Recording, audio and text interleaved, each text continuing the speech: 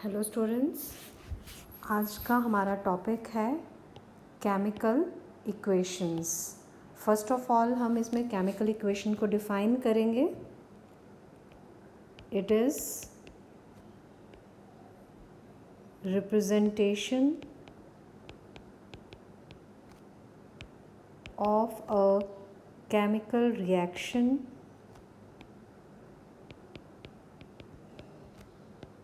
in terms of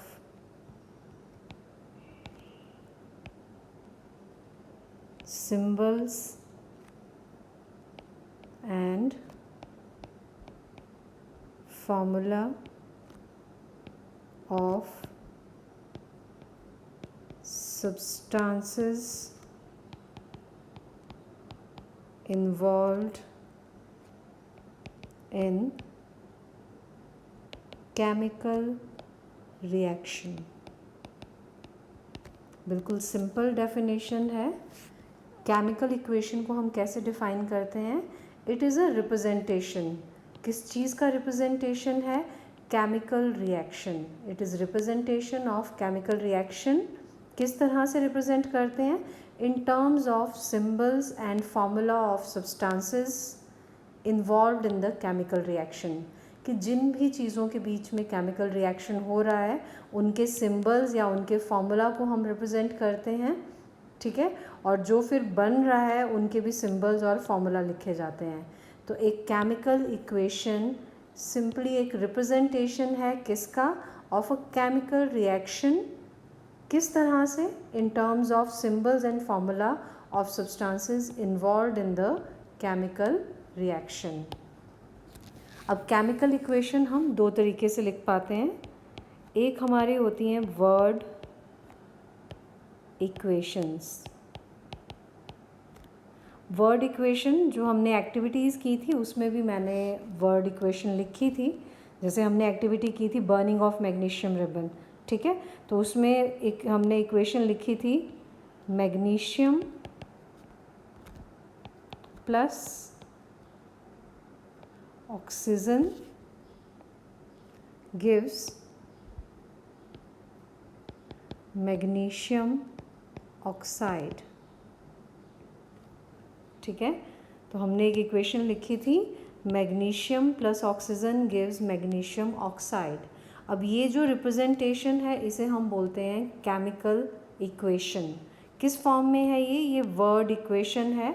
इसमें जिन चीज़ों के बीच में रिएक्शन हो रहा है उनके हमने नेम्स लिख दिए। किसके बीच में रिएक्शन हो रहा था? मैग्नीशियम और ऑक्सीजन के बीच में, ठीक है ना। तो जिन चीज़ों के बीच में रिएक्शन हो रहा होता है उनको हम बोलते हैं रिएक्टेंट्स। जिन भी चीज़ों के बीच में रिएक्शन हो रहा है उनको हम क्या बोल देते हैं? रिएक्टेंट्स। और रिएक्शन होने के बाद जो हमें चीज़ मिलती है उसे हम बोलते हैं प्रोडक्ट, ठीक है। तो जो भी केमिकल इक्वेशन होती है उसमें लेफ़्ट हैंड साइड पे रिएक्टेंट्स लिखे होते हैं और राइट हैंड साइड पे लिखे होते हैं प्रोडक्ट्स, ठीक है। तो आपने ये याद रखना है कि लेफ़्ट हैंड साइड पे क्या लिखा होगा? रिएक्टेंट्स, ठीक है। और राइट हैंड साइड पे हमारे पास हैं प्रोडक्ट्स, ठीक। दूसरा रिप्रेजेंटेशन जो केमिकल इक्वेशन के लिए है उसे हम बोलते हैं सिंबल इक्वेशन। इसमें हम रिएक्टेंट्स और प्रोडक्ट्स के सिंबल्स लिखते हैं, ठीक है। और ये ज़्यादा इन्फॉर्मेटिव होती है, ज़्यादा बेटर होती है as compare to word equation. जैसे इस ऊपर वाले रिएक्शन के लिए लिख लेते हैं। कौन है पहले? मैग्नीशियम। मैग्नीशियम का सिंबल होता है Mg। और इन इक्वेशन में हम साथ में इनकी स्टेट भी लिखते हैं। जैसे मैग्नीशियम सॉलिड है प्लस ऑक्सीजन। ऑक्सीजन का फॉर्मूला होता है O2 और ये किस फॉर्म में होता है? जनरली गैशियस स्टेट में होता है ऑक्सीजन। तो मैग्नीशियम प्लस ऑक्सीजन प्रोडक्ट बना मैग्नीशियम ऑक्साइड। तो मैग्नीशियम ऑक्साइड का फॉर्मूला होता है MgO और ये सॉलिड फॉर्म में है, एक पाउडर के फॉर्म में होता है, ठीक है। तो magnesium S means solid state में है, ऑक्सीजन गैस है, इसके साथ हमने G लिख दिया और जो प्रोडक्ट बना दैट इज़ मैग्नीशियम ऑक्साइड और वो सॉलिड फॉर्म में है, ठीक है। तो ये हमारी बन गई सिंबल इक्वेशन। इसमें इस साइड पे रिएक्टेंट्स हैं और MgO क्या है, प्रोडक्ट है। तो एक केमिकल इक्वेशन एक रिप्रेजेंटेशन है किसकी, एक केमिकल रिएक्शन की, ठीक है, इन टर्म्स ऑफ सिंबल्स, जैसे हमने ये सिंबल यूज़ किए हैं सब, ठीक। तो ये केमिकल रिएक्शन को ही रिप्रेजेंट करती हैं केमिकल इक्वेशन। नेक्स्ट हमारा टॉपिक है balancing chemical equation. Very very important, काफ़ी इंपॉर्टेंट टॉपिक है ये। फर्स्ट ऑफ ऑल इसको हम डिफाइन करते हैं कि बैलेंस्ड केमिकल इक्वेशन क्या होती है, ठीक है। A balanced chemical equation means that the atoms of different elements on both sides of the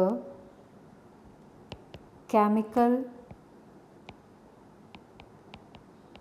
equation are equal। बिल्कुल सिंपल है। Balanced chemical equation,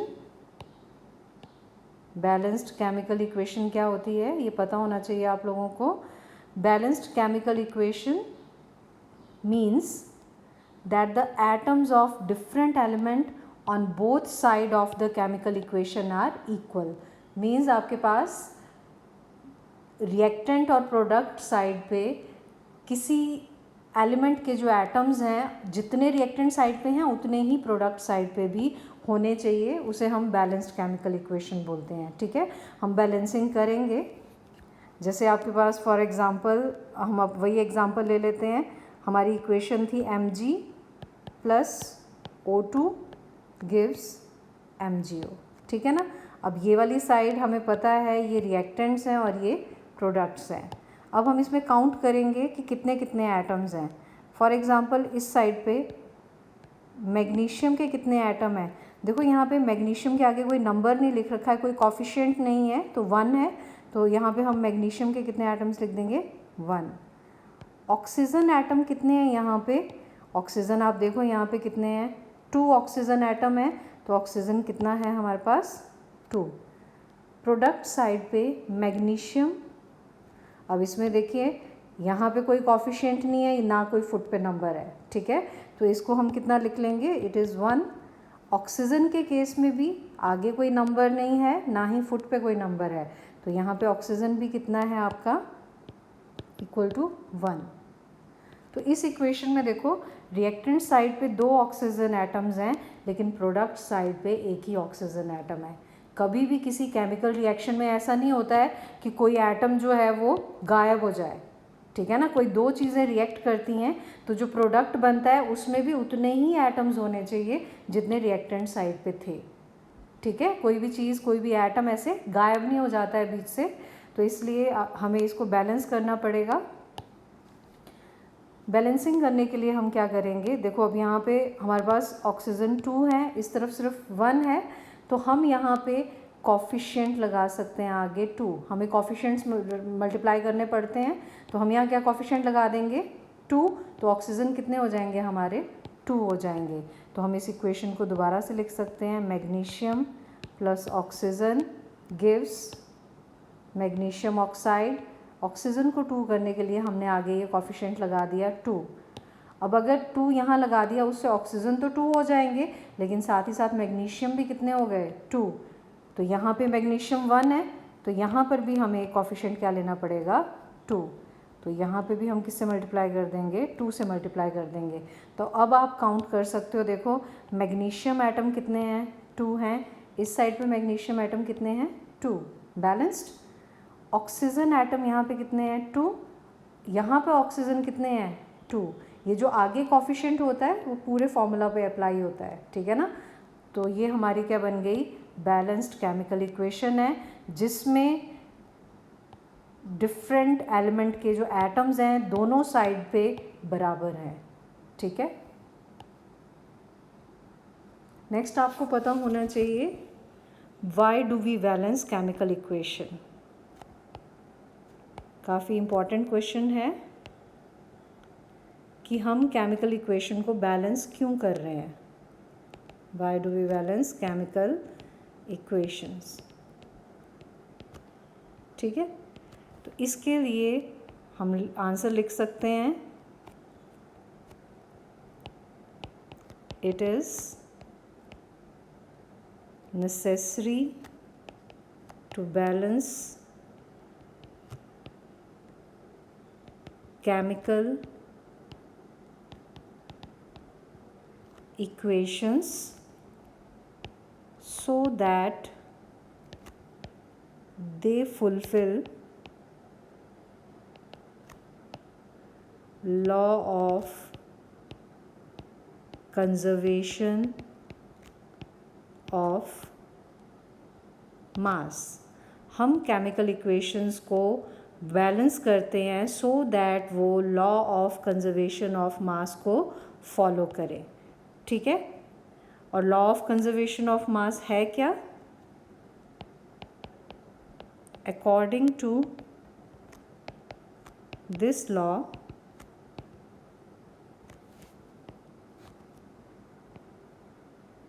during a chemical change, the total mass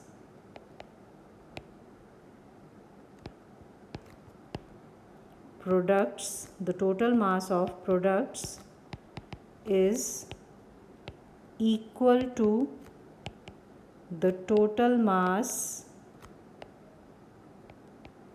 of reactants, total mass of the reactants। So आपको question पूछा जाता है why do we balance chemical equation, कि हम chemical equation को balance क्यों करते हैं। तो इसका आंसर है सो दैट कि जो केमिकल इक्वेशंस हैं they fulfil law of conservation of mass, वो law of conservation of mass को फुलफ़िल करें। अब ये लॉ क्या बोलता है कि जब भी कोई केमिकल रिएक्शन होता है तो उसमें total mass of the products must be equal to the total mass of the reactants. Means जो भी चीज़ें रिएक्ट कर रही हैं उनका मास, जो प्रोडक्ट्स बने उनका मास आपस में क्या होना चाहिए? इक्वल होना चाहिए। That is law of conservation of मास, ठीक है। और वो इक्वल तभी होगा जब किसी केमिकल इक्वेशन में रिएक्टेंट साइड पे जितने एटम्स हैं किसी एलिमेंट के, प्रोडक्ट साइड पे भी उतने ही एलिमेंट होंगे, उस पर्टिकुलर एलिमेंट के उतने ही एटम्स होंगे, ठीक है। अब हम इसी में बैलेंसिंग में एक और इक्वेशन ले लेते हैं। Suppose we have equation Fe iron plus water gives iron oxide with liberation of hydrogen gas, ठीक है। तो हमारे पास इक्वेशन है आयरन, उसको हम वाटर से ट्रीट कर रहे हैं, स्टीम से ट्रीट करते हैं, Fe2O3 बन रहा है और साथ में हाइड्रोजन बन रहा है। हमने इस इक्वेशन को बैलेंस करना है। तो सबसे पहले हम दोनों साइड्स पे देखेंगे कितने कितने एटम्स हैं। आयरन इस साइड पे कितना है? 1। इस साइड पे आयरन कितना है? 2। हाइड्रोजन इस साइड पे कितना है? 2। इस तरफ पे हाइड्रोजन कितना है? 2, ठीक है ना। H2 है यहाँ पे भी H2 है, ठीक।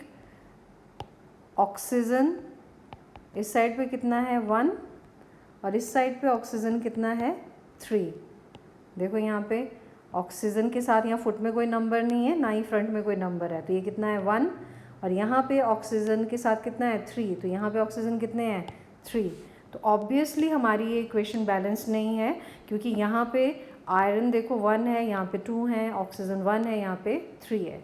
तो जब हम इसकी बैलेंसिंग स्टार्ट करेंगे, सबसे पहले जो एलिमेंट सबसे ज़्यादा है, जैसे ऑक्सीजन यहाँ 3 है, तो उससे हम बैलेंस करना स्टार्ट करते हैं।